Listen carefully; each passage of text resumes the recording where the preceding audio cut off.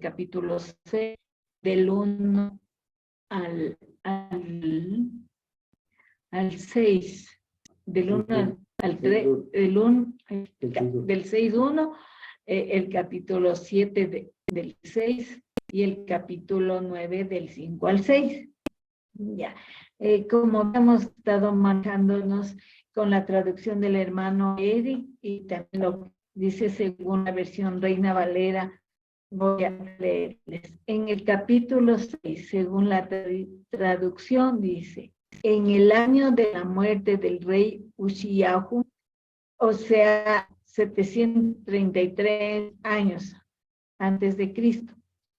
Eso era la referencia que se hacían. Vi a Adonai sentado sobre un trono, elevado y levantado, y sus shulamim, que quieren decir los bordes de su ropa, estaban llenando la Heijal, que quiere decir la cámara más secreta, nombre dado también al lugar santísimo en la tienda o en el templo. Y en la Reina Valera, en el capítulo 6, versículo 1, dice: en el año que murió el rey Usías, vi yo al Señor sentado sobre un trono alto y sublime, y sus faldas llenaban el templo. En el versículo 2 dice: serafín, símbolo del juicio, estaba de pie por encima de él 6 alas por cada uno. Con 2 él cubría su paní, y con 2 cubrían sus pies, y con 2 volaba. En la Reina Valera dice: por encima de él había serafines, cada uno tenía 6 alas, con 2 cubrían su rostro, con 2 cubrían sus pies, y con 2 volaba. En el versículo 3, según la traducción, dice: y llamaba a este y decía: Kadosh, Kadosh, Kadosh, Hashem Shebaot, Miohol Aretz Kabot, que significa distinguido, distinguido, distinguido. Hashem Shebaot, la llenura, la plenitud de toda la tierra, su cabo, su peso de poder. En la Reina Valera dice: y el uno al otro daba voces diciendo: santo, santo, santo. YHWH de los ejércitos. Toda la tierra está llena de su gloria. Aquí decíamos que realmente no era el Señor de los ejércitos, sino que decía, según el hermano, que no había como hacer una traducción exacta, pero lo que se leía ahí era Hashem Shebaot, Mio Hol Haaretz Tabot, Bodó, que como decimos aquí, es su plenitud, la plenitud, la deidad en sí del Señor, que es nuestro Yehová HaMashiach. En el verso 4 dice: se movían las amot, columnas de soporte de los sipín, umbrales de las puertas, por la voz del llamador, y la casa, el templo fue lleno de humo. En la Reina Valera dice: y los quiciales de las puertas se estremecieron con la voz del que clama, y la casa se llenó de humo. Aquí dice la voz del que clama, aquí dice por la voz del llamador, ¿sí? Que suena diferente, como que a uno le llama, a otro el que clama es diferente. Aquí estamos hablando como que fueran 2 personas diferentes, ¿sí? Pero realmente es la voz del llamador. En el versículo 5 dice: y yo dije: oh, de mí que me detengo de esa actividad, porque varón inhabilitado de labios soy yo, y en medio del pueblo inhabilitado de labios yo habito, porque el rey Hashem Shebaot vieron mis ojos. En el 5 dice, entonces dije, ay de mí, que soy muerto, porque he sido hombre inmundo de labios y habitando en medio del pueblo que tiene labios inmundos, han visto mis ojos al rey Hashem de los ejércitos. Como habíamos aprendido que inhabilitado era también algo que no es compatible con la santidad del Señor, o sea que no podemos estar con Él si no estamos en su santidad, y que la misma no la podemos adquirir por nosotros, sino que es dada por el mismo nuestro Señor, por Hashem. Dice, en el verso 6 dice, pero voló hacia mí uno de los serafines, y en su mano Rizpa, un pedazo o una muestra del suelo del templo, con tenazas tomó de encima del altar. En el 6 de la Reina Valera dice, y voló hacia mí uno de los serafines, teniendo en su mano un carbón encendido, tomado del altar con unas tenazas. 7 dice, tocó sobre mi boca y dijo, he aquí, aquí está, esto ha tocado sobre tus labios, se ha apartado tu iniquidad y tu pecado ha sido reconciliado.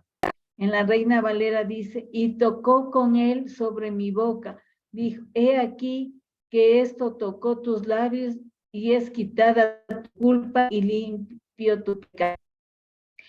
¿Quién nos limpia a nosotros del pecado de nuestra iniquidad?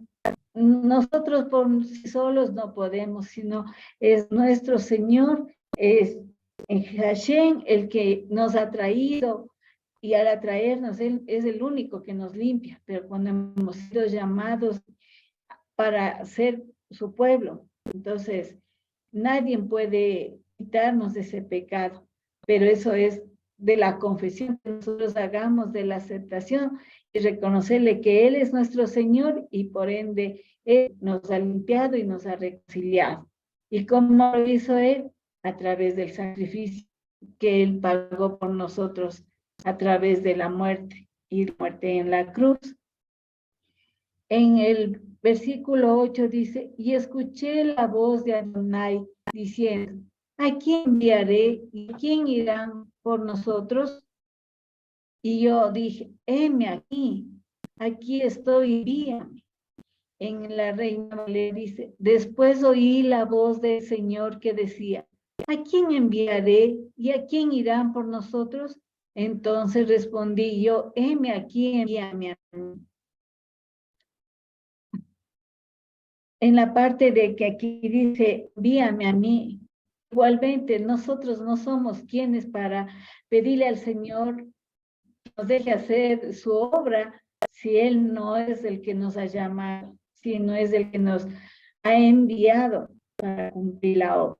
Entonces nosotros por sí solos o por uno mismo el querer, en nuestra carne no van las cosas, son cuando Dios lo determina en su tiempo y a quien Él decide enviar. Y Él dijo, ve y dirás a este pueblo, han estado escuchando y no han entendido, han estado viendo y no han conocido. En la Reina Valera dice, y dijo, anda, y di a este pueblo, oíd bien y no entendéis, ved por cierto, mas no comprendéis. Aquí recordábamos de lo que habíamos ya aprendido hace tiempitos atrás, de que el oír no es solo oír, es a poder escuchar, y cuando uno escucha ya puede entender, y una vez que ya entiende lo puede poner por obra lo que nos ha mandado el Señor hacerlo. Entonces, no solo es oír, es que aprender a escuchar para entender y poder hacer.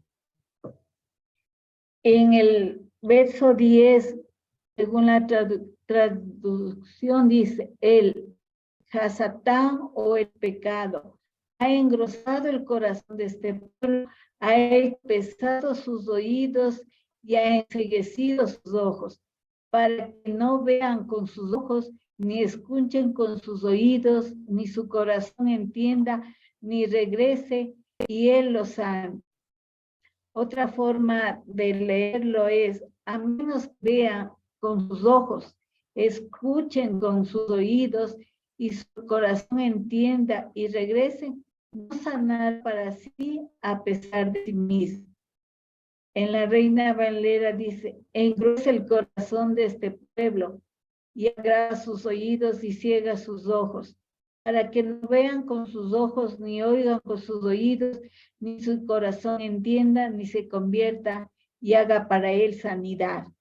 Realmente el Señor no es el que nos enceguece ni hace que no oigamos, sino ha sido Satán, como que se introdujo el pecado y por eso nosotros nos perdimos. Ahorita me la mente como pasó con Eva.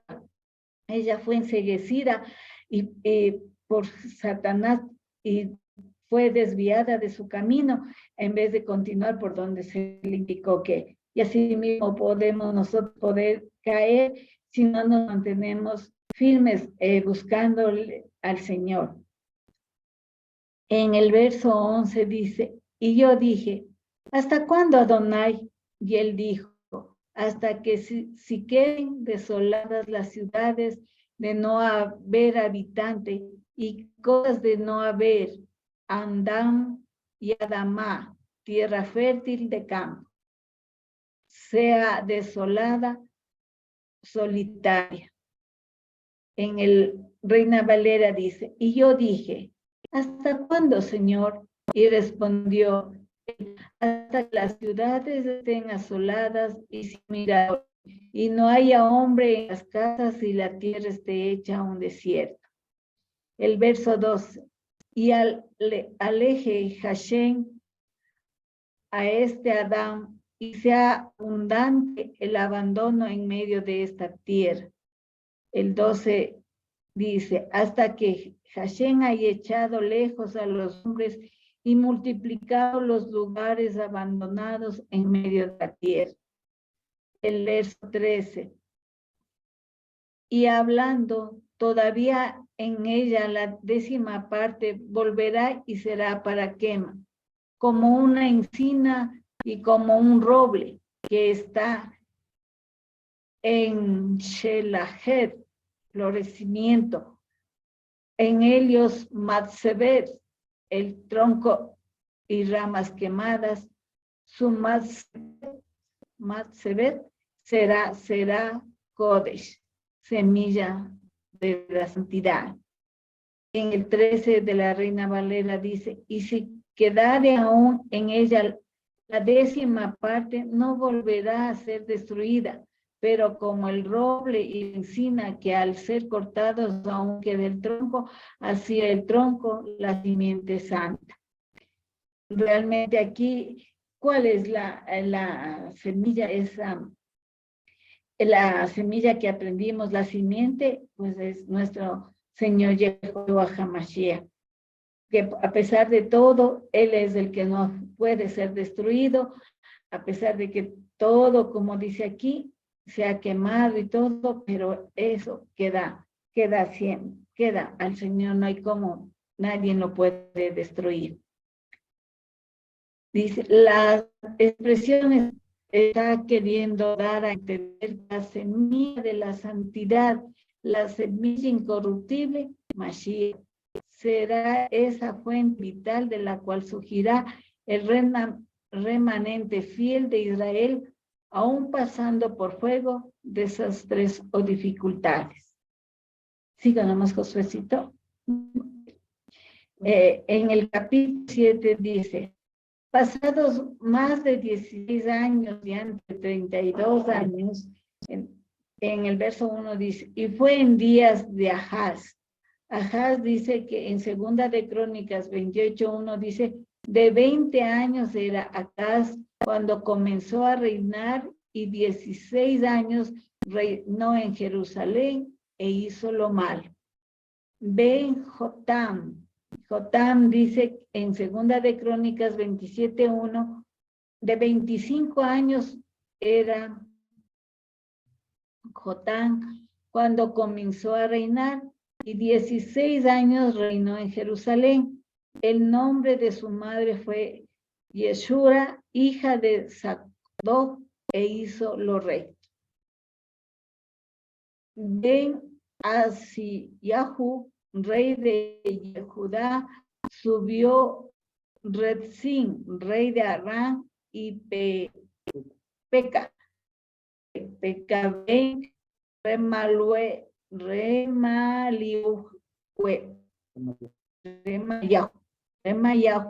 rey de Israel, halló Jerusalén para la guerra contra Elia y no pudo hacer guerra contra él. Dice, aconteció en los días de Acaz, hijo de Jotam, hijo de Usías, rey de Judá, que Rezín, rey de Siria, hijo de Remalías, rey de Israel, subieron contra Jerusalén para combatirla, pero no pudieron tomarla. En el verso 2, fue declarado a la casa de David, diciendo, se conducirá a Aram con Efraín y moverá su corazón y el corazón de su pueblo como el moverse de los árboles del bosque a causa del viento. En el verso 2, y vino la nueva a la casa de David, diciendo, Siria se ha confederado con Efraín y se le estremeció el corazón, y el corazón de su pueblo como se estremece los árboles del monte a causa del viento. En el verso 13, hijo Hashem a Yeshayahu, sal ahora a recibir a Haz, tú y Shar, Yashub, tu hijo, al confín del canal del reservorio de agua superior hacia la calzada del lavador. Entonces dijo Hashem a Isaías, sal ahora al encuentro de Acaz, tú y Shear Jasub, tu hijo, al extremo del acueducto del estanque de arriba en el camino de heredad del lavador. Aquí el hermano Eddie explicaba que era una parte alta de donde estaba el Jerusalén, ¿era? Judá. De donde estaba Judá, quedaba esta parte de como un riachuelo, ese estanque a lo que le conocían como la calzada del lavador. En el verso 4 dice, y dirás a él, guárdate y haz quietud, no temas reacciones y tu corazón no se ponga tierno por estos dos rabos de carbón humeantes, por el calor de nariz de Rezín y Aram y Ben Remaliahu. En el 4 dice, y dijo, guarda y repósate, no temas si se turba tu corazón a causa de estos dos cabos de tizón que humean por el ardor de la ira de Rezín y de Siria y del hijo de Remalías. En el 5, dice, dado que Efraín y Ben Remaliahu aconsejó contra ti a Aram, diciendo, en el 5 dice, acordado maligno consejo contra ti el sirio con Efraín y con el hijo de Remalías, diciendo. En el verso 6, subamos contra Yehudá y pongámosle Hetz, un antes y un después, y hendámosla hacia nosotros y hagamos reinar un rey en medio de ellas, a Ben Tabael. En el verso 6 dice, vamos contra Judá y aterroricémoslas y repartámoslos entre nosotros y pongamos en medio de ella por rey al hijo de Tabel. En el capítulo 9, se salta al capítulo 9, en lo cual viene como a refrescarnos la conclusión del porqué de todo esto, en relación a que no debemos temer sobre el ataque que ellos iban a tener. En el capítulo 9, versículo 5 dice, que en Yeled subordinado será parido para nosotros un ben, un heredero, será dado para nosotros. El principado estará sobre su hombro, él llamará su nombre o será llamado su nombre, maravilla, consejero, poderoso, guerrero, padre, origen de la eternidad, príncipe de Shalom. Dice, en el verso 6 de la Reina Valera dice, porque un niño no es nacido, hijo nos es dado, y el principado sobre su nombre, y se llamará su nombre admirable, consejero, Dios fuerte, Padre eterno, príncipe de paz. En el verso 6, aquí se había una diferencia entre la traducción hebrea con la que nosotros manejamos, porque aquí se saltaba, aumentaba un verso más. Sí, entonces en el 6 dice, de la traducción, para hacer abundar el principado y para el shalom no hay que contra el trono de David ni contra su reino, ni para prepararlo ni para sostenerlo con mishpat y con sedaká desde ahora hasta el olam. El celo, que es la virtud de hacer lo correcto, de Hashem Shabaoth, hará esto. En el 7 dice, lo dilatado de su imperio y la paz no tendrán límites sobre el trono de David y sobre su reino, disponiéndolo y confirmándolo en juicio y en justicia desde ahora y para siempre. El celo de Hashem de los ejércitos hará esto. Luego de haber leído ambas, a continuación yo les voy a hacer el cuadrito que hacemos de las semejanzas y las correlaciones. Y yo le he puesto algún titulito de los versos que ha aparecido, que tienen una relación, más no son exactamente lo que dice, porque parecía que no concordaba tanto la parashá con la Hará, pero hay partecitas que yo le encontré y les voy a leer. Dice, hacer Shema, era oír, ¿no es cierto? Dice, escuchar, entender, conocer, obedecer. Y eso le vemos en la Torá, en Éxodo 18, 1, 5 y 9. Dice, escuchó Yitro, sacerdote de Madián, suegro de Moisés, todas las cosas que Dios había hecho con Moisés y con Israel, su pueblo, y cómo Hashem había sacado a Israel de Egipto. Y continúa, nos saltamos. Y Yitro, el suegro de Moisés, con los hijos y la mujer de esto, vino a Moisés en el desierto donde estaba acampando junto al monte de Dios. Y se alegró Yitro de todo el bien que Hashem había hecho a Israel al haberlo librado de la mano de los egipcios.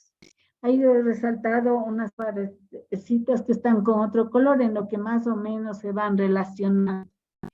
En los profetas dice, en Isaías 6, 9 y 10 dice, y él dijo, ve y dirás a este pueblo, han estado escuchando y no han entendido, han estado viendo y no han conocido. En el 10, el Hasatán o el pecado ha engrosado el corazón de este pueblo, ha hecho pesados sus oídos y ha enceguecido sus ojos, para que no vean con sus ojos, ni escuchen con sus oídos, ni corazón entienda, ni regrese a él lo sano, y él lo sano. En el Evangelio encontramos en Mateo 13, 14 y 15, de manera que se cumple en ellos la profecía de Isaías que dijo: a la hora de escuchar han estado escuchando y no han entendido, a la hora de ver han visto y no han conocido. El corazón de este pueblo se ha hecho gordo, sus oídos se han hecho pesados y sus ojos se han enceguecido. A menos que vean que sus ojos y escuchen sus oídos y su corazón entienda y regresen, no habrá sanidad para ellos. Aquí me gustó ver cómo Jetro, en la parasha, ¿no? Como Yitro, que le decimos ahora, él pudo escuchar oyó y escuchó y entendió toda la obra que hizo el Señor con Moisés cuando los estuvo sacando todo el tiempo que Moisés ya estuvo fuera de donde él vivió para ir a hacer lo que el Señor le llamó.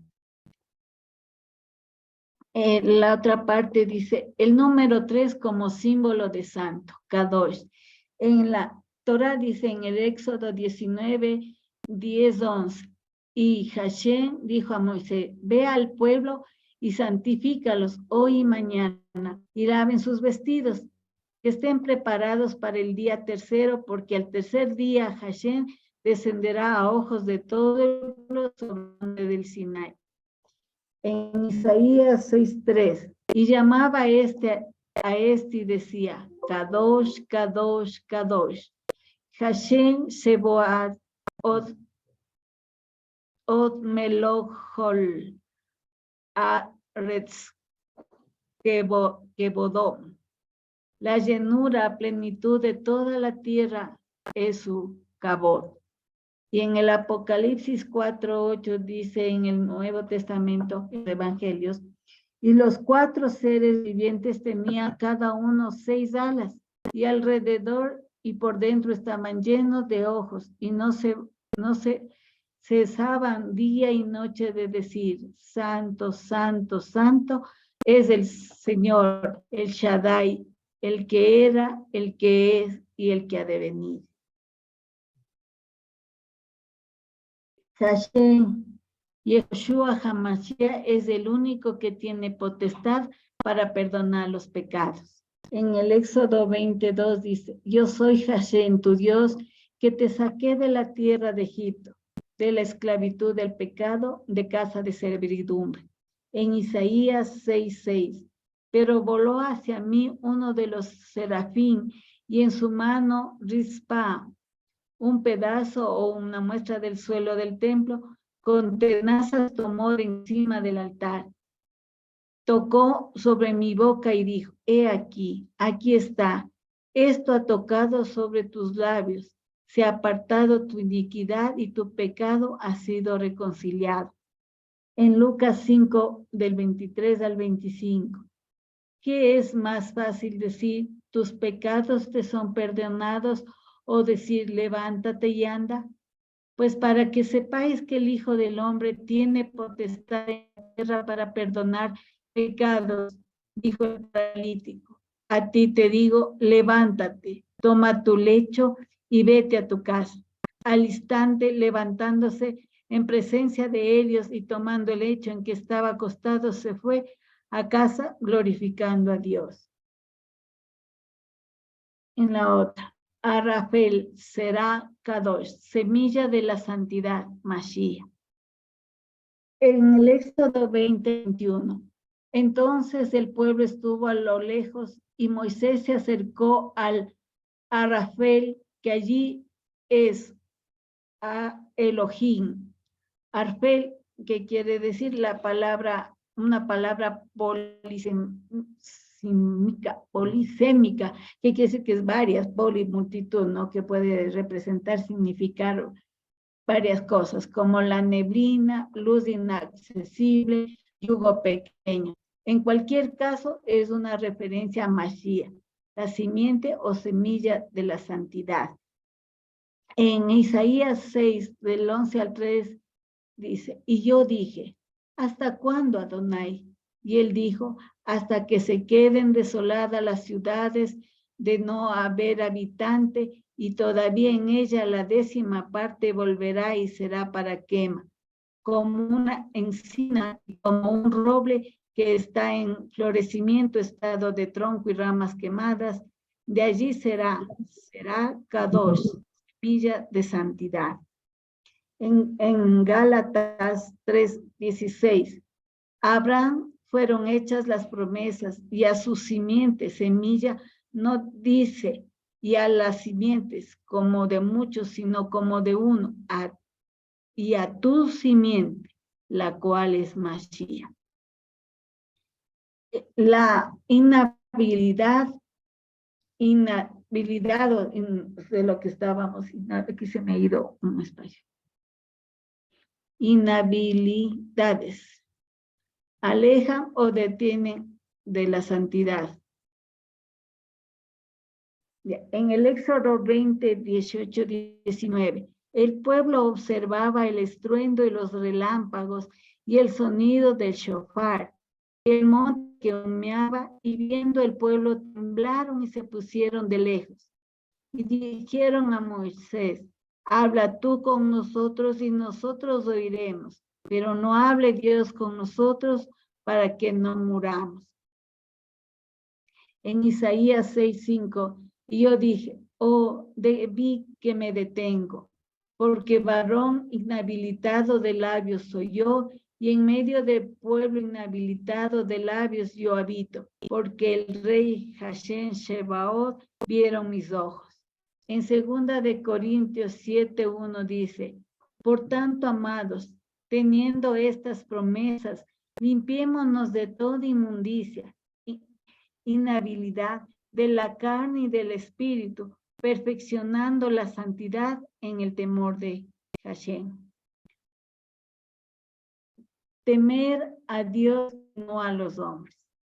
Éxodo 20:20 dice, y Moisés respondió al pueblo, no temáis, porque para examinaros vino Dios y para que su temor esté delante de vosotros, para que no pequéis, o sea, no temas delante de otros u otros. En Isaías 7:3 y 4, y dijo Hashem a Yeshayahu, sal ahora a recibir a Haas, tú y Shar, Yashu, tu hijo, al confín del canal del reservorio de agua superior hacia la calzada del lavador. Y dirás a él, guárdate y haz quietud, no temas. Tu corazón no se ponga tierno por estos dos rabos de carbones humeantes, por el calor de nariz de Ritzin y Arán y de Ben Remaliu, Yahu. En Mateo 10, 29, 31, no se venden dos pajarillos por un cuarto, con todo, ni uno de ellos cae a tierra sin vuestro Padre, pues aún vuestros cabellos están todos contados, así que no temáis, más valéis vosotros que muchos pajarillos. Someter los asuntos al consejero. En Éxodo 18, 19, oye ahora mi voz, yo te aconsejaré, y Dios estará contigo.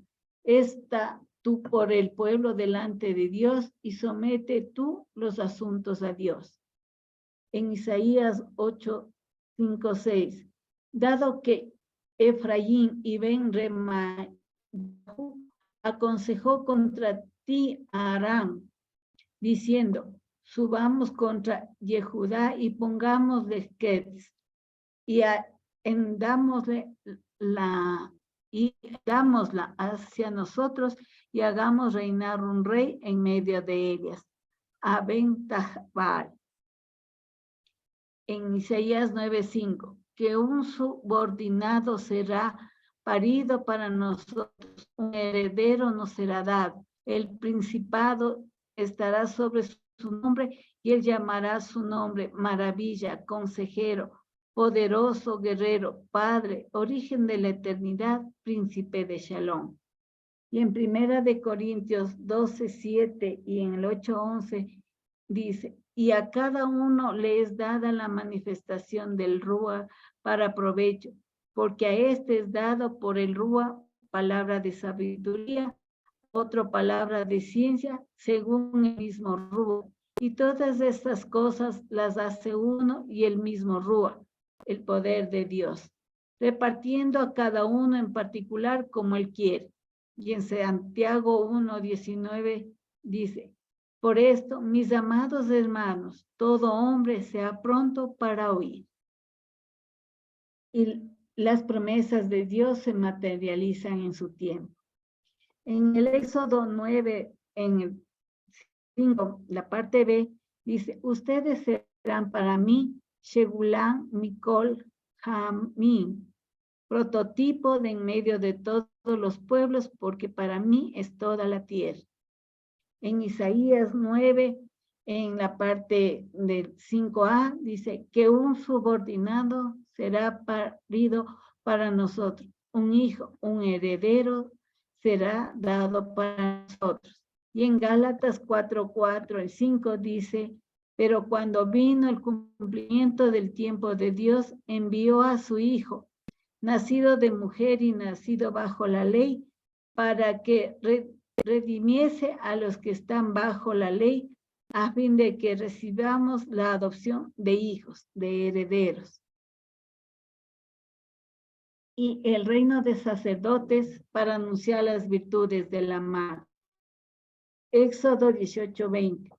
Haz iluminar a ellos los juquín, las promesas inamovibles y la torot, orientaciones, las leyes, y haz que ellos conozcan el camino de Mashiach hacia el que harán a causa que hagan lo que tú haces.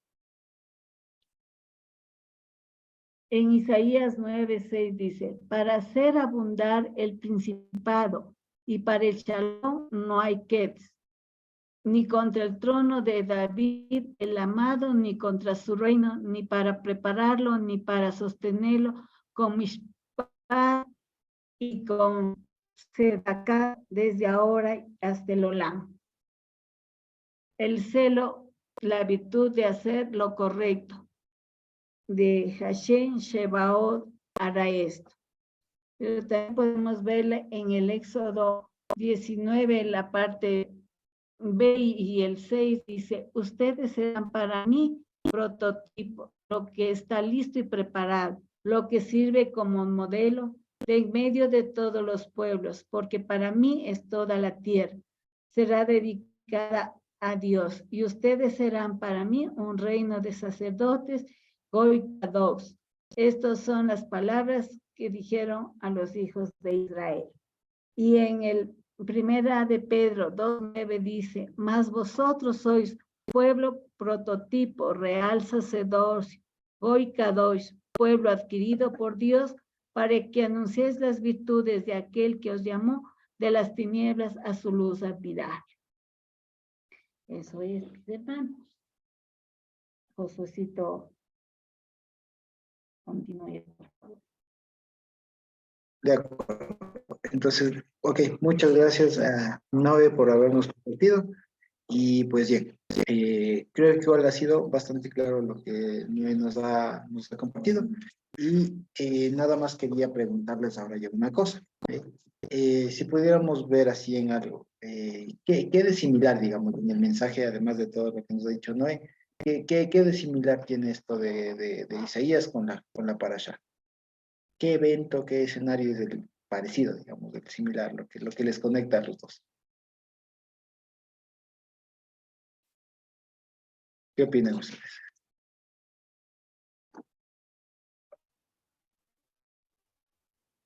La importancia de escuchar.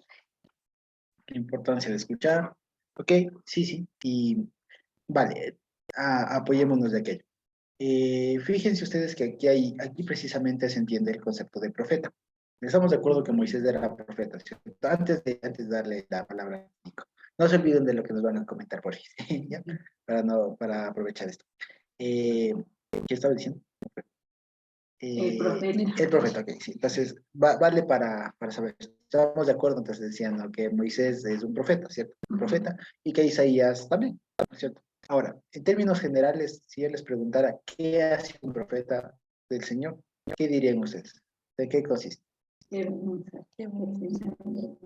Exacto, lleva el mensaje que el Señor le da, sea cual sea el mensaje, si es de consolación, si es de exhortación, si es de lo que sea, lleva el mensaje. Pero resulta que tanto en esta porción como ya, como bien lo he dicho, Noé, nos sirve para nosotros comprender qué hace un profeta. Y el profeta básicamente cumple una función dividida en dos partes, dos momentos. La primera es cuando el Señor le enseña lo que hace, le enseña lo que tiene que decir. Por ejemplo, aquí en Isaías le muestra toda su gloria, o sea, toda esa visión, ¿no? La famosa visión de Isaías, ¿no? De los querubines, todo lo demás, del templo, todo aquello. Y después le da un mensaje. Ese mensaje después él tiene que ir a dar a la gente. Entonces, y lo mismo con Moisés. Él sube al monte, tiene toda la revelación ahí, y después él baja y le da al pueblo. Entonces, esa es la función de un profeta. Alguien que recibe, digamos, ve algo del Señor, le es revelado, y después regresa donde el pueblo y lo comunica. Entonces, el profeta tiene esta doble función, la de ver algo de parte del Señor y la de comunicarla después. ¿Ya? Y de hecho, esto lo comentaba yo con mis papás y con Jesse, ¿se acuerdan ustedes que hay, no me acuerdo muy bien el pasaje en donde aparece, pero está en Samuel, que es cuando le dicen que dice que antes a los profetas no se les llamaba profetas, sino videntes, creo que les ponen ahí. ¿Se acuerdan ustedes? Sí, de pronto si alguien encuentra el pasaje sería buenísimo. Sí, entonces no sé si nos tomamos un minuto solo para buscarlo, ¿ya? Antes. 9:9 de Primera de Samuel. Ahí está, muchísimas gracias, Carmen. A ver, leíamos. Primera de Samuel 9:9. Entonces, ¿cómo dice? ¿Cómo dice? Acá está. Antiguamente en Israel, cualquiera que iba a consultar a Dios decía así: venid, vamos al vidente. Ahí está. Vamos al vidente. Porque al que hoy se llama profeta, entonces se llamaba vidente. ¿Ya? Entonces resulta que antes sí, y eso es lo que identifica la función. La palabra naví en hebreo significa el comunicador, el hablante, ¿ya? El que recibe un mensaje y comunica. ¿Sí? Que básicamente es lo que ustedes se acuerdan, lo que nos enseñaban en el colegio, todo este sistema de lenguaje. Eso seguramente Jimé lo sabe a la agüita, ¿no? Este tema del emisor, receptor, el canal, y el mensaje, eso depende de la comunicación. Resulta que el emisor, en este caso, ¿quién es? El que habla. El que habla, ¿cierto? El receptor, el que recibe, y hay un montón de cosas en el sistema, el canal, pues. Entonces resulta que en el caso del Señor, ¿quién es el emisor? Isaías. No, pues. Ah. El emisor, Dios. El receptor, el pueblo. Y el canal, el profeta. Exacto. Entonces, fíjense, esa es la forma de, como nos enseñaban en la escuela, en el colegio, ¿se acuerdan? Ya, entonces, eso básicamente, entonces el profeta es como que ese canal, es decir, lo que lleva el mensaje desde ¿cómo se dice? El emisor hasta el receptor. Ya, así digo, el transmisor. Desde el emisor hasta el receptor, o sea, desde el que habla hasta el que escucha. Por eso tiene mucho que ver con esto que decía Noé, que parece que es lo que le impactó más, es el tema del que escucha, ¿no? Que escucha la palabra. Entonces, fíjense, entonces, del que habla la palabra, obviamente es Dios, y el que escucha, obviamente es del pueblo. Pero a veces Dios se sirvió de intermediario, digamos, de canales. No siempre habló directamente, porque fíjense ustedes que solamente aparecía la voz del Señor y causó todo ese estruendo. Pues imagínense cada vez que el Señor hablara así, los estragos que se causarían acá, ¿cierto? Entonces el Señor mandaba a profetas, a gente que reciba por visiones, por sueños, lo que sea, ¿cierto? Su palabra, su mensaje, y después de él lo comunicaba al pueblo. Eso es lo que hacía un profeta. Y esto nos sirve mucho para aquí, y aquí lo deja más explícito, ¿no? Entonces había momentos en los que el profeta, digamos, tenía una visión como esta, ¿no? Que se le permite ver toda la gloria, el Fausto del Señor, y después de eso, y a propósito de eso, se le da un mensaje, y luego va y lo comunica al pueblo, ¿ya? Entonces, eso básicamente es lo que hace un profeta. Entonces, un profeta tiene estas dos funciones, ver y hablar. La función del profeta es muy, digamos, en ese sentido, muy pasiva, no es activa, no es como que yo voy y consulto, alguna cosa así, o yo voy y hablo. Como que en todo caso voy a ver, y si es que hay algo que ver y que comunicar, voy y lo hago. Y hasta ahí quedó. Pues nunca fue como el tema como que muy activo, así, fue un tema más de recibe y ya tienes, ahora comparte, ya, o pasa. ¿Sí? Eso básicamente es la función del profeta que se ve acá. Entonces, eso nos ayuda un montón ahora. Dios bendito, tal vez no tanto a nosotros, porque no estamos de medio, pero sabemos que en otros entornos, pues abundan los que se hacen llamar profetas, pero en realidad habrá que ver hasta qué punto, ¿cierto? Entonces, nada más de eso. Un profeta es el que ve, el que, por así decirlo, Dios le permite ver algo de sí, le comunica eso y después tiene que pasarlo así tal cual al pueblo, ¿sí? Y el mensaje puede ser, ya les digo, de reprensión como aquí, de consolación también como aquí, de esperanza, de ánimo, de estrategia, de un montón de cosas. ¿Ya? Y el profeta va y lo comunica. Y en algunas ocasiones, salvo algunas ocasiones, el profeta solamente se encarga de eso, de comunicar. Rara vez el profeta se encarga de ejecutar eso, decir, bueno, y ahora sí que caiga fuego.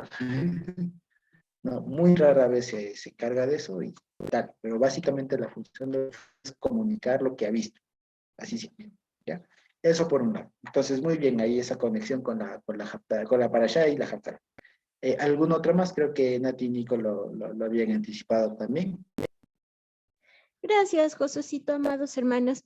Estábamos conversando con mi ñaña acá y veíamos que primero hubo como la Torah hablada, según lo que decíamos, luego la Torah escrita, y después viene como la Torah en vida, que es el Señor Yehoshua, y nosotros como piedras vivas que aplican la Torah, que somos nosotros, el pueblo. Entonces, en eso, con respecto a la pregunta que decías y aparte cuál es la conexión, es la que en el monte se dio la Torah hablada y cuando leíamos que nos es dado un niño, es la Torah viviente, que es el mismo Señor Yehoshua viniendo a nosotros. Eso. Y referente a lo que mencionabas de los profetas, podríamos decir también que Juan el Bautista era el profeta que venía antes que el Señor. También podríamos asumir aquello. Gracias. Sí, exactamente. Entonces, voy a quisiera último. Entonces, sí, fíjense, y fíjense que Juan el Bautista es profeta por eso, porque incluso la Biblia nos facilita eso, porque le vio venir y después, ¿qué dice? Dijo. Esa es la función de un profeta, ver algo de parte del Señor, que Dios le revela y después lo comunica. ¿Ya? Y ahí el que la gente lo reciba o no lo reciba, eso ahí está fuera de la competencia del profeta. Pero fíjense, es eso. Ahora bien, lo que decía Nati, pues sí, también tiene mucho que ver. El tema aquí es la entrega de un mensaje, la entrega de un mensaje, y el mensaje en el fondo es no tengan miedo del que está afuera queriéndoles gobernar. Porque el contexto de este pasaje, que es un parteaguas, digamos, aquí.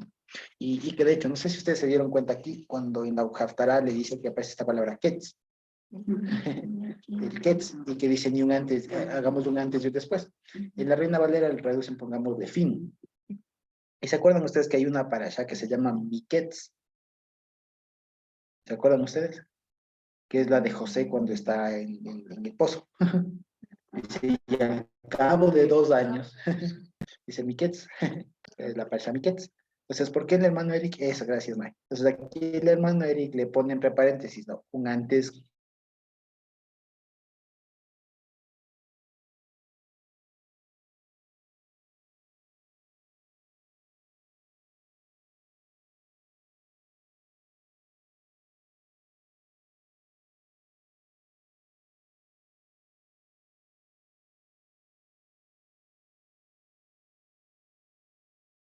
Cuando se acaba pues, cuando se acuerdan esas películas antiguas, cuando decían, al final se ponía la pantalla en negra y ¿qué salía? Fin, ¿no es cierto? O en inglés, el fin. ¿Y eso qué sabía? Que era esa película y ahí murió.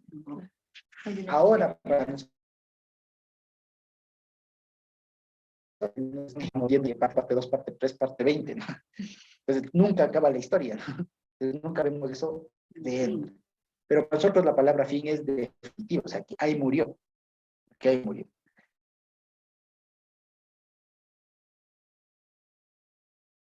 Sentido de acabarse, ¿no? Y la una es Ketz, pero que no es fin definitivo, digamos, sino que es como un punto seguido, por así decirlo. ¿Ya? Bien. Es un punto seguido. Si estoy hablando de una idea, punto seguido, termino esa, pero continúo la otra. ¿Ya? En cambio, la otra palabra que es fin es la palabra sof, que esa sí es fin definitivo. ¿Sí? Sí. Ah, voy a cambiar. Ah, ya sé por qué. Permítanme un ratito. Bueno, no hay problema. Voy a hacer una cosita. Ahora sí, entonces, ok, espero que se haya estado escuchando bien. Perdón. Ok, entonces, hay otra palabra que es en hebreo, que es para el fin, y ese sí es definitivo, es la palabra sof. Esa sí es fin, de que después de eso no hay más. ¿Ya? Entonces, cuando aquí aparece la palabra ketz, es eso, pongámosle un parteaguas. ¿Y es por qué? Porque no es que les querían acabar, lo que querían era conquistarles y poner otro rey. Entonces no era exterminarles. Exacto, entonces no era eso, sino ponerles otro rey. Entonces, fíjense que por eso pongamos un fin. Se entendería, pero lo que quiere decir es, hagamos un parteaguas acá. Hagamos un parteaguas, hasta aquí reinaron estos, y de aquí comienza a reinar el rey que queremos nosotros. Es como un fin transitorio, por así decirlo. Es una transitoria, es una cosa así. ¿Ya? Entonces, en el contexto que les decía, ¿no? Ese es el contexto de esta Haftarah, y el contexto de la parasha es semejante, en el sentido de que el pueblo viene de ser esclavo, y ahí entra lo de la noji que hablábamos, ¿se acuerdan?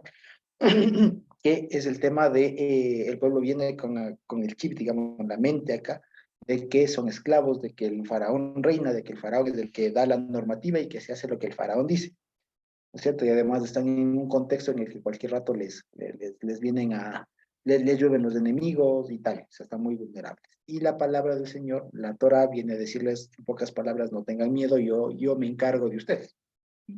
¿Ya? Ustedes encárguense de lo que les corresponde, yo me encargo de protegerlos de todo lo demás. Ustedes encárguense de otra cosa. Y lo propio que viene a decir aquí esto.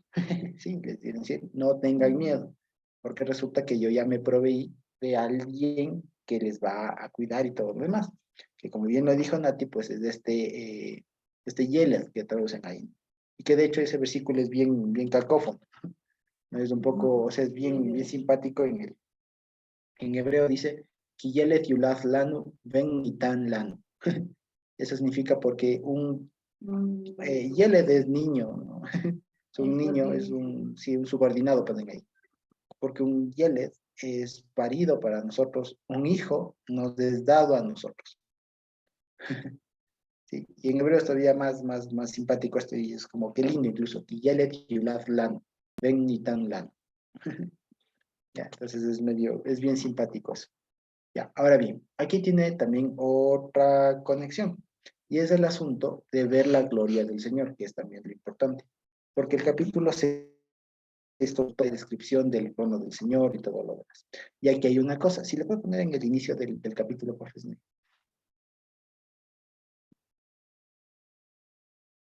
Ecuador, ahí vamos, gracias. Entonces dice en el 6, ¿no? Entonces dice en el 2, bueno, en el 1, dice, y vi a Adonai sentado, ya se me fue, ahí está. Y vi a Adonai sentado sobre un trono, y ahí le ponen nuestras reinas valeras, alto y sublime. ¿Y qué es eso? ¿Cómo se llama la cosa? ¿Qué es eso? Un trono alto y sublime. El hermano Eric pone trono elevado y levantado. Elevado y levantado. ¿Y eso a qué hace referencia? Porque pregunta, ¿ustedes han visto de pronto cómo eran los tronos, o en dónde o en qué situación se ubicaban los tronos en los palacios? Asentados y al centro y con gradas. Al centro y con gradas, ¿no es cierto? Es como la forma que nosotros tenemos la idea. ¿Y por qué se ponía al trono del rey con gradas? Exacto, para distinguirse, para que dé la imagen de que él está sobre los demás. Ya, exacto. Ahora, cuando aquí dice que está en un trono, ahí en hebreo dice Ram Benizá. Ya, es la famosa, incluso hay varias canciones que dicen eso, Ram Benizá. Ya, entonces, Ram Benizá significa eso, elevado, en un sentido de que está arriba, y levantado, que vendría siendo como un sinónimo. En pocas palabras, lo que está diciendo es este trono, no es de este reino, no es de esta tierra. Por eso dice, y sus bordes inferiores de la ropa del manto, ¿cierto? Llenaban el Heijal.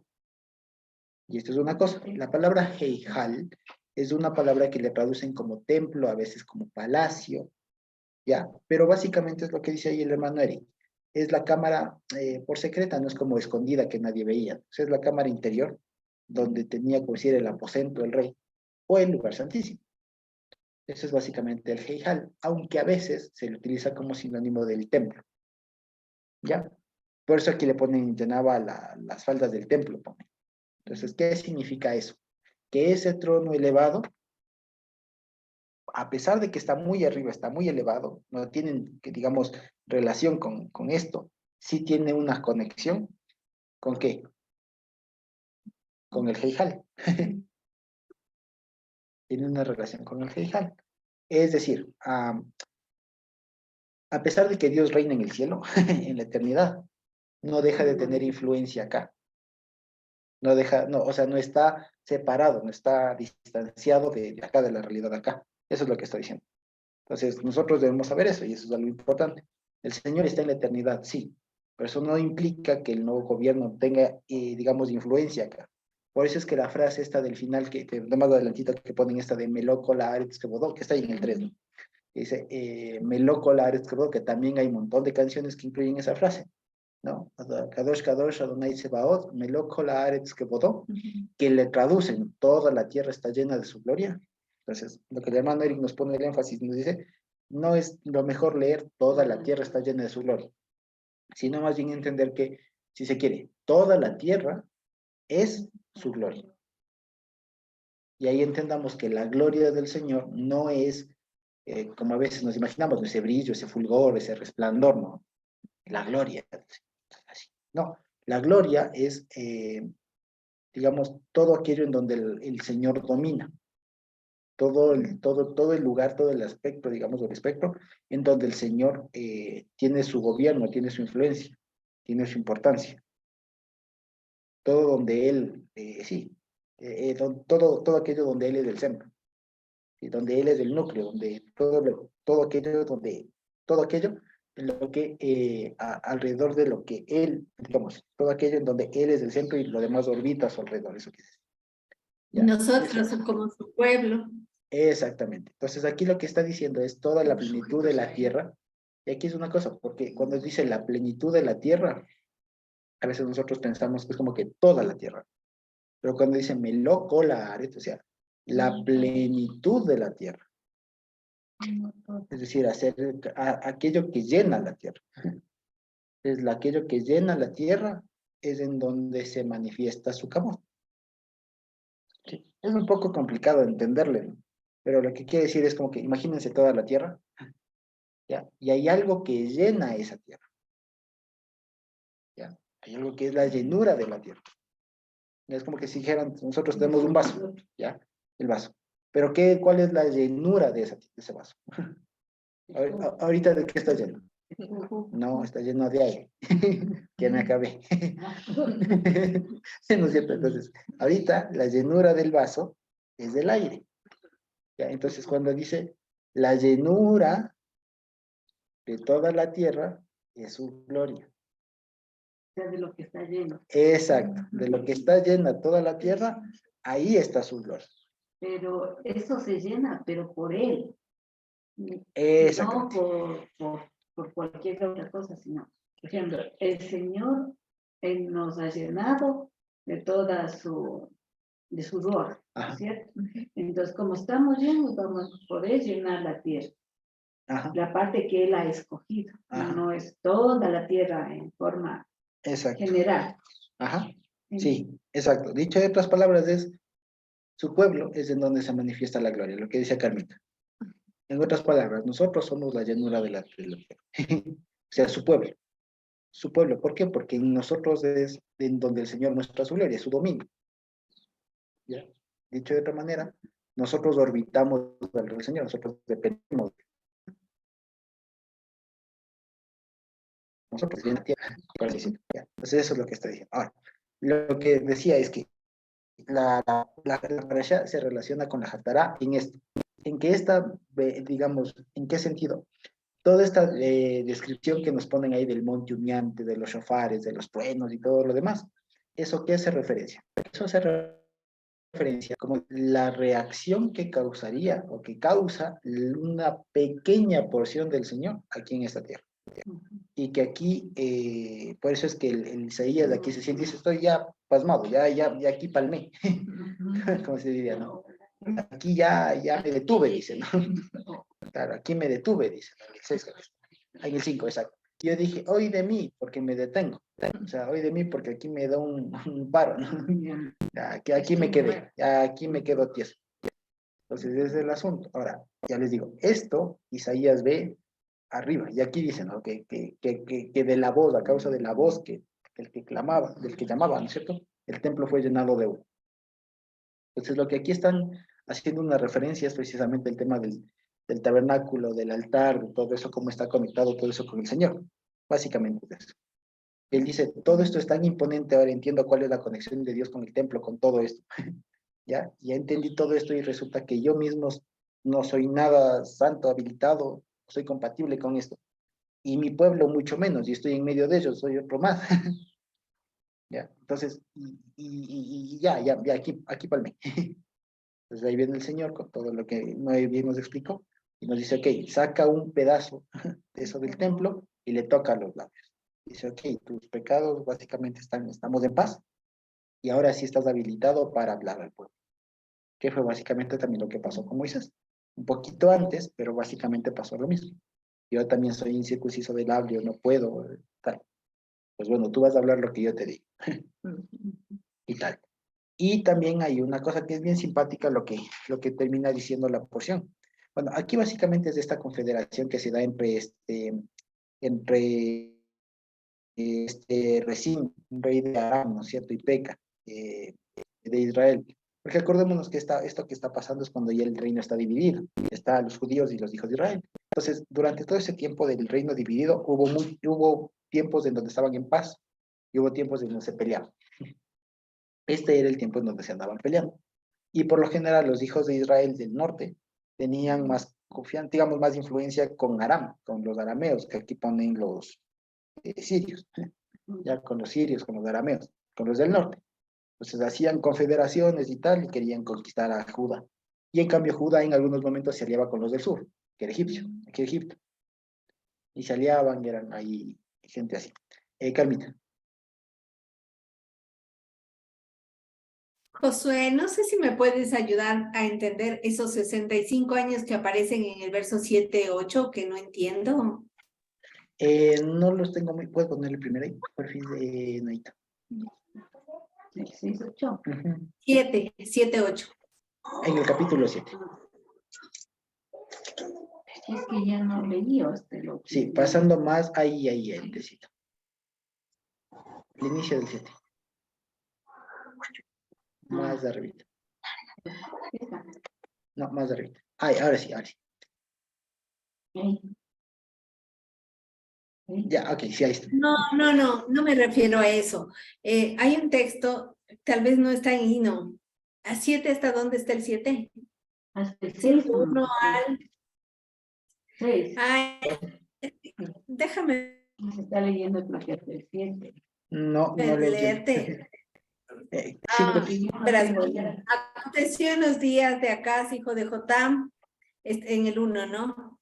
Que subieron contra Jerusalén para combatirla, pero no la pudieron combatir. Y vino las nuevas a la casa de David, diciendo, Siria se ha confederado con Efraín. 3. Entonces dijo Hashem a Isaías, sal al encuentro de Acaz. 4. Dile, guarda, repósate, no temas ni se turbe tu corazón a causa de estos 2 cabos de tizón que humean. 5. ha acordado maligno consejo contra ti el sirio con Efraín y con el hijo de Remalías, diciendo, 6, vamos contra Judá y aterroricémosla. 7, es que ahí ya no ha estado, ¿no? Pero 7, por tanto, Hashem Adonai dice así, no subsistirá ni será. Pero es que esto sí era, pero es que creo que era en la de Eric, ¿no? En la lectura que tal vez hizo más completa. Porque la cabeza de Siria es Damasco y la cabeza de Damasco Resín. Y dentro de 65 años, Efraín será quebrantado hasta dejar de ser pueblo. Esos 65 años es lo que me llamaron la atención, pero claro, han estado fuera del... Claro, está fuera. Sí, Pero ¿por qué me dirá dentro de 65 años, Efraín, estando ahorita en Acaz, todavía falta bastante para la deportación de Babilonia y además Efraín es del reino del norte, ¿no? Algo habrá pasado. sí, no lo tengo muy claro, pero por ejemplo, lo que sí debemos saber es que las deportaciones de todo eso, a ver, más bien dicho, el tema de la deportación fue un tema, ¿qué se diría? Por etapas, por etapas, y no se fue todo el pueblo. ¿Ya? Los que mayormente fueron trasladados fueron los de la élite. O sea, élite no solo príncipes, acuérdense que ahí salió precisamente. ¿Perdón? Ajá, pero, o sea, como que más o menos dentro de 65 años comenzaría la deportación, tal vez. Sí, sí, sí. Pero aunque está Sí. hablando de Efraín, ¿no? Y no de Judá. Claro, del reino del norte. Sí, porque precisamente o sea, lo que quiero decir es que con las 10 tribus del norte a veces nosotros decimos que fueron al exilio, pero no se fueron primero que todos, ya, no se fueron primero todos, los que se fueron mayormente fueron los que tenían trabajo, básicamente. O sea, los de las élites, los artesanos, los que tenían trabajo. Pero en cambio el pueblo, como decir, o sea, campesinos, pescadores, ellos nunca fueron topados. Y más bien lo que se hizo con ellos es mezclarlos con gente que en cambio trajeron de otro lado. Por ejemplo, los samaritanos, que no son de ahí, sino fueron traídos de otro lado, y se adecuaron con las costumbres del lugar. ¿Ya? Entonces, por eso es que no es que, de hecho, por eso es que después, incluso en la época de los reyes, después hay todavía gente de Aser, hay gente de Neftalí, hay gente de esas tribus, porque incluso algunos se fueron al lado de Judá y otros se mezclaron ahí y se hicieron unas mixturas medio extrañas. Sí. Entonces, eso, pero en todo caso sí, parecería que esos 65 años sí son literales y comienza ya el tema de la expatriación y todo lo más que vendrían a ser precisamente los asirios. Ajá, sí. En todo caso, digamos, sí, buena nota, con todo, digamos, con este tema de los reyes, yo todavía no lo tengo muy claro por la cantidad de nombres y demás que a veces toca tomar en cuenta y que, siendo honesto, todavía no lo he revisado y no lo tengo muy claro, así que si digo algo, correría el riesgo de equivocarme bien feo.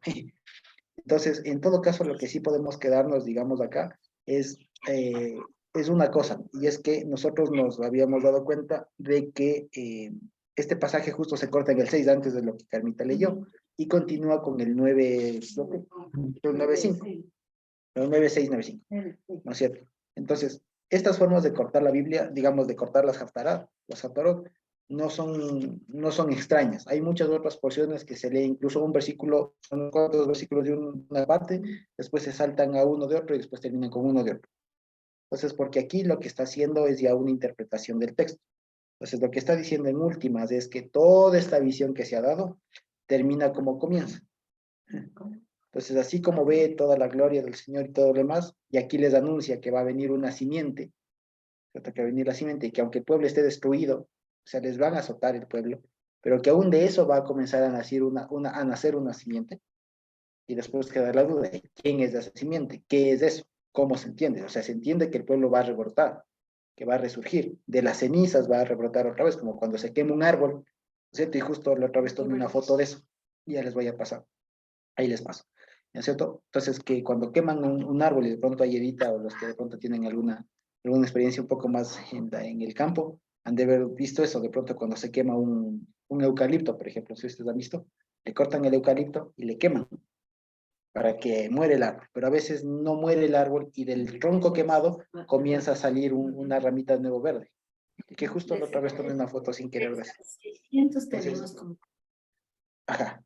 Entonces ahí le tomé la foto de eso. Ahora, la pregunta es, esa idea está clara, que de que les destruyan, les queman, les hagan lo que sea, algo va a surgir. La pregunta es, ¿qué es eso? Entonces, del remanente, ¿qué es el remanente? Esto que pone, ¿no? ¿Qué es el remanente? Entonces, aquí se pensaba que era claro, el pueblo. Y esto es una cosa que sí está clara. El pueblo judío, cada vez que se encuentra con estos pasajes, para nosotros la respuesta es el Mesías. ¿Cierto? La simiente, el Mesías, el Yele, del niño, ¿qué más claro queremos que eso, no? Pero resulta que en cambio los judíos dicen, no, aquí el remanente es del pueblo. Y lo que está quemado y lo que renace, pues es del propio pueblo. Y tienen mucho esa idea de pueblo, de los judíos y todo lo demás, y cuentan todas las historias y todo lo más que les ha pasado, que parecería cuadrarlo. Pero la respuesta a todo esto es que aun cuando las confederaciones, porque eso es lo interesante, aquí la confederación que se da es entre los hermanos, los primos hermanos, por así decirlo, los familiares, con un extranjero. Y que esos vienen a atacar al remanente. Vienen a atacar al remanente, que es como que lo peor, digamos, que le puede pasar a alguien. Porque que un extranjero le ataque, bueno, pero que un hermano mío venga y se me revele y se confabule con el otro y me ataque, eso es más complicado. Y ante eso, es una doble vulnerabilidad, digamos, porque el uno tiene lo que el otro no. O sea, se complementan bonito porque el hermano me conoce, sabe mis debilidades, lo que sea. Y el otro le puede financiar las cosas. Entonces se complementan las dos cosas como para destruirme. Entonces hay motivos como para preocuparse. Entonces lo que el Señor le dice, ven, no les tengas miedo, o sea, ríete de estos que andan aquí, de pedazo de carbón encendido. Es medio simpático como les ningunean, ¿no? Estos no saben ni qué son, tú no te preocupes. Y aquí resulta que por eso le dicen, no tengas miedo, porque aquí viene el asunto. Entonces dicen el 9, porque un niño nos es nacido, un hijo nos es dado, y el principado sobre su hombro, y será llamado su nombre, o él llamará su nombre, admirable, consejero, Dios o Padre de, ¿cómo es? Dios fuerte, Padre o fuente de la eternidad, ¿no es cierto? Príncipe de paz. ¿No es cierto? El abundante de su reino, ¿no? Y su paz no tendrán quets. Entonces aquí se juega con lo que decía arriba. Entonces los otros planteaban hacerle un quets, que el quets en este sentido era poner un rey diferente.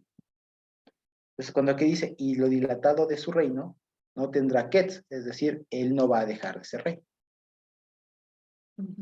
¿Ya? Eso es lo que dice. Entonces por eso le conectan aquí la Haftarah. Entonces si la intención de los otros era ponerle un quets, es decir, cambiar el reino, pues aquí le dice, y su reino no tendrá quets.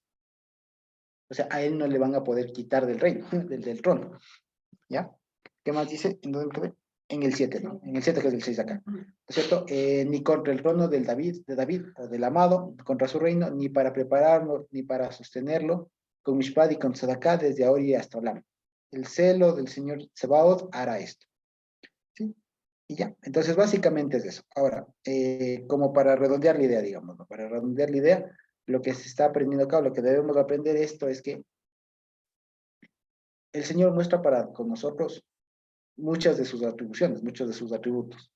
¿Ya? Entre ellos, que cuando el Señor está apareciendo ante nosotros como calidad de juez o de legislador, si se quiere, no lo hace o sea, lo hace desde esa calidad. Y cuando se muestra así, no es bonito para esta tierra o para todo aquello que no esté en concordancia con ello. Es decir, si Dios se muestra aquí como juez, el que es culpable no queda en pie. ¿Ya? Solo queda firme, queda parado el que está inocente, el que Dios ha hecho inocente. Entonces, si Dios viene aquí como juez, entonces imagínense dónde quedan todos los demás. ¿Ya? Y eso es lo que nos quiere hacer entender a nosotros primero, que cada vez que leamos esta porción o nos acordemos de alguna cosa, pues sepamos que Dios no es solamente amor, el que nos ayuda, el que nos sostiene, que nos levanta, el que está ahí como en un sentido, si se quiere, maternal, ¿ya? Sino que también tiene un sentido de juez, de rey, de autoridad, y que también hay que tenerle presente, ¿ya? Y que incluso esa calidad de autoridad nuestra para con nosotros, para que nosotros aprendamos a temerle, y por otro lado, que también con ese temor estemos seguros de que Él va a actuar así cuando venga otra persona u otro cualquiera e intente afectarnos a nosotros, ¿sí? Y Él sale en esa calidad, ¿sí? Básicamente es eso, ¿sí? Entonces, en todo caso, lo que sí les puedo también decir es que esta visión de Isaías tiene algunas cosas, algunas particularidades que llaman mucho la atención y parecería todavía no estar todavía, digamos, 100% claras, ¿no? Así que como usualmente suelo decir, no estaría mal que todo lo que ahora hemos hablado no lo tomemos como algo definitivo, sino más bien como algo en lo que, sobre lo que podamos seguir construyendo, algo sobre lo que podamos seguir estudiando en una próxima y ya no partamos de cero. ¿Sí? Básicamente eso. Ah, un dato curioso también. En el 6.2 de Isaías, ¿no es cierto? Dice que vieron que había ahí serafines, ¿no es cierto? Entonces resulta que hay una curiosidad aquí. Resulta que serafín, o serafín, ¿no es cierto? Como pone ahí, ya está en plural. Ya está en plural. De hecho, el singular es saraf. El singular es saraf, el plural es serafín. Y por alguna razón el español hace un plural del plural. Después es serafines. Suena raro, suena extraño, ¿no? Entonces, si queremos ser un poco más acuciosos en eso, podemos ir solamente serafín. Y ya sabemos que son algunos. No haría falta decir serafines. ¿Ya? Porque es algo raro. Suena extraño, pero básicamente esa era la curiosidad. Entonces, el serafín ya está en plural, ¿sí? Habían algunos, dice, había serafín, también en español pone serafines, y que estos serafines de hecho tienen, básicamente están relacionados mucho con una cuestión de la autoridad máxima, porque a ver, hay muchos, incluso ustedes si es que investigan un poco y se van, no sé si ustedes se acuerdan, de pronto han visto estas imágenes, como de estas figuras que ponían algunos reyes de sus tronos, que suelen ser como unas, exacto, como con cara de hombre, pero con alas y cuerpo de león, alguna cosa así. Eso en las culturas especialmente de Mesopotamia son los que se llaman serafines y están relacionadas, y la cultura antigua está relacionada con la autoridad y digamos como la divinidad de ese rey, ¿ya? Entonces, al parecer, es un tema como que común en la época. Es algo como que común en la época. Y por eso es que aquí en la visión de Isaías se entiende por qué es que el Señor está rodeado de serafines. Está rodeado de serafines. Que no nos tenemos que tampoco tomar a pecho de que existan seres así, porque es una visión. ¿Ya? Pero incluso si existieran, no hay problema. ¿Ya? Pero no necesariamente tiene que haber unos seres así, digamos, que tienen dos alas y con dos vuelan, alguna cosa así medio extraña. Entonces, no necesariamente. Lo que tenemos que ver es, como pone, son símbolos del juicio, ¿ya? Por eso es que están relacionados con el trono y lo demás. Porque cuando el Señor está sentado, significa que no está haciendo alguna actividad, digamos, alguna actividad así fuerte. Cuando la persona o el rey se sentaba era mayormente para juzgar, para emitir juicio, para emitir sentencias. Entonces, cuando el juez está sentado, deben aparecer serafín. ¿Ya? Ese es el asunto. Eso, ¿ok? Entonces, eso básicamente. Creo que así podemos ir terminando, siempre y cuando no haya alguna pregunta por ahí que todavía nos quede. Ya les hablo. ¿Sí? Entonces, no sé si tenemos alguna pregunta por ahí que nos haya quedado. ¿Sí? ¿No? ¿No? ¿Sí? ¿No? Creería que no. Ok. Pues entonces, Dios bendito, así vamos terminando.